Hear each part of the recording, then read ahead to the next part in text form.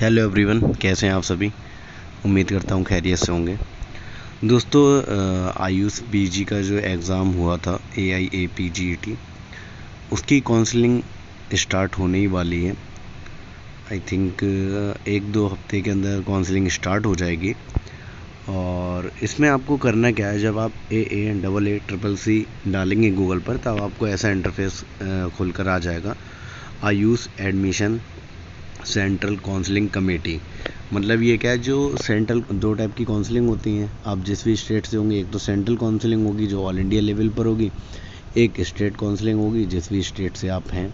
Okay, तो central counselling जब भी स्टार्ट होती है तो उसके बाद ही किसी न किसी स्टेट में, मतलब जो स्टेट काउंसलिंग है वो स्टार्ट हो जाती है। स्टेट काउंसलिंग क्या होती है, मोस्टली उसका यही रहता है कि वो सेंट्रल काउंसलिंग के बाद ही स्टार्ट होती है। ठीक है, तो जब आप गूगल पे AACCC सर्च करेंगे Ayush admission central counselling committee, तो ऐसा इंटरफेस आपके ओपन हो जाएगा। और इसमें दिखा भी रहा है एडमिशन एंड ई काउंसलिंग, मतलब आपको डायरेक्ट ऑनलाइन काउंसलिंग कर दी है इंटरनेट के थ्रू। सर्विस फॉर सेशन 2024 से 25। इसमें आप देखेंगे home, about us, counselling and admission information desk, UG counselling, PG counselling. क्योंकि जो आयुष में यूजी में एडमिशन होते हैं, लाइक नीट के एग्ज़ाम जब हो जाता है उसके थ्रू, तो इसमें भी यूजी की काउंसलिंग इसी के थ्रू होती है, ऑल इंडिया काउंसलिंग से जो कॉलेजेस मिलते हैं। ठीक है, इसके बाद आप देखेंगे करंट इवेंट्स में क्या है, जो लास्ट ईयर, जैसे कि आप करंट इवेंट्स में देख रहे हैं, final list of admitted MD MS Ayurveda candidate academic year 2023-24।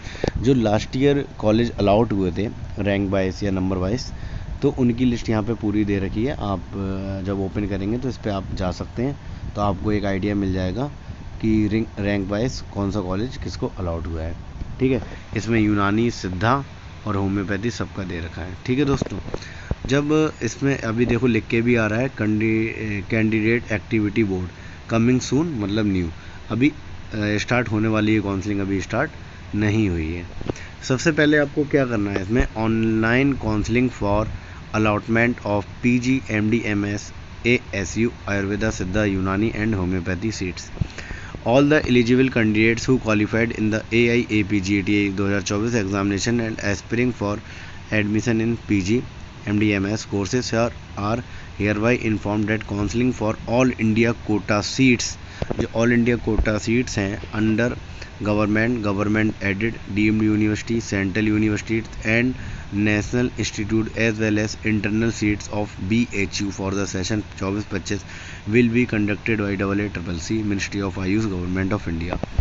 मतलब जो सेंट्रल काउंसलिंग होती है, इससे आपको कौन कौन से कॉलेज में एडमिशन मिल सकता है डायरेक्ट, जिनमें सारी सीटें ऑल इंडिया कोटे के थ्रू फिल की जाती हैं। जैसे फॉर एग्जांपल अगर मैं यूनानी की बात करूं, तो NIUM बेंगलोर है, जिसमें 71 सीट्स हैं, जो कि टोटल सीट्स क्या होती हैं, ऑल इंडिया कोटे से फिल की जाती हैं। उसमें ऑल इंडिया लेवल से कोई भी स्टूडेंट अप्लाई करेगा, तो उसमें ऐसा कुछ नहीं है वो कर्नाटका में है बेंगलोर, ठीक है, तो स्टेट कोटा लगता हो, नहीं, सारी सीटें जो होंगी सेंट्रल काउंसलिंग के थ्रू फिल की जाएंगी। लाइक अगर NIUM गाज़ियाबाद आ जाता है, बाय द वे अभी चांसेस हैं 50% नहीं भी, तो आ जाता है, तो उसमें भी सारी सीट्स जो होंगी सेंट्रल काउंसलिंग के थ्रू फिल होंगी।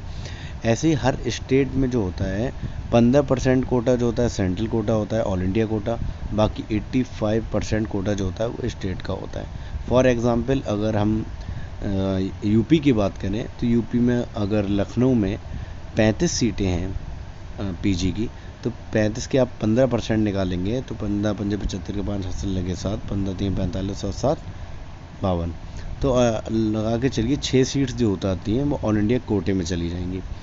बाकी 29 सीट्स जो बचेंगी वो स्टेट कोटे में बचेंगी। ठीक है दोस्तों, सबसे पहले इसमें करना क्या रहेगा आपको, for participation in the AACCC PG counselling the candidate are required to register themselves at the official website of AACCC। इस वेबसाइट को आप ओपन करेंगे, सबसे पहले आप अपना रजिस्ट्रेशन कर लेंगे, एक ID आपकी जनरेट हो जाएगी, पासवर्ड वगैरह, तो आपका यहाँ पे रजिस्ट्रेशन हो जाएगा। सेकंड स्टेप पे क्या करें, kindly note that counselling fees including non refundable registration. ये इसमें क्या होता है, रिफंडेबल नहीं होगा, ठीक है, नॉन रिफंडेबल रजिस्ट्रेशन होगा fees and refundable security deposit have to be. जैसे नॉन रिफंडेबल रजिस्ट्रेशन फीस जो होगी 1000 या 2000 होती है, और जो रिफंडेबल सिक्योरिटी डिपॉजिट होगा वो 15,000 भी होता है, 10,000 भी होता है, तो वो आपका रिफ़ंड हो जाएगा। लेकिन जो फ़ीस होगी 1000-2000 वो आपकी नॉन रिफंडेबल होगी। ठीक है। Deposit have to be paid by candidate at the time of registration as per their category and selection of counselling. जो जिसकी जो कैटेगरी हुई उसके हिसाब से वो फीस होगी। ठीक है। नंबर 3 पॉइंट क्या है, the counselling fees will be forwarded if a candidate has not joined the round 2 allotted seat resigned from the round 2 joint seat. Further, the counseling fees will be forfeited if the candidate does not join the allotted seat in round 3, stray vacancy round, SVR 1 second and SVR due withdraw the joint seat.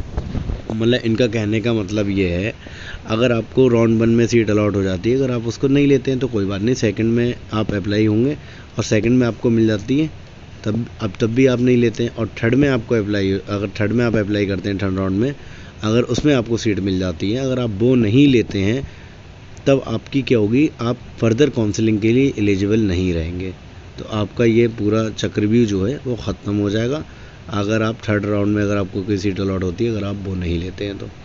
और जो आपकी fees होगी वो भी non refundable होगी। ठीक है दोस्तों, तो इसका ये सिनेरियो है।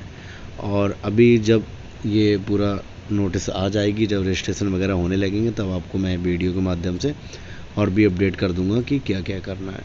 न्यूज़ एंड इवेंट देख लो। नोटिस फॉर PWD फिज़िकल, मतलब ये PWD के लिए जो मतलब नोटिस आया है उसमें इनका क्या क्या क्राइटेरिया है, कौन सी स्टेट वाले को कहाँ पे अपना बनाना है सर्टिफिकेट, उसके रिगार्डिंग वो दी गई है।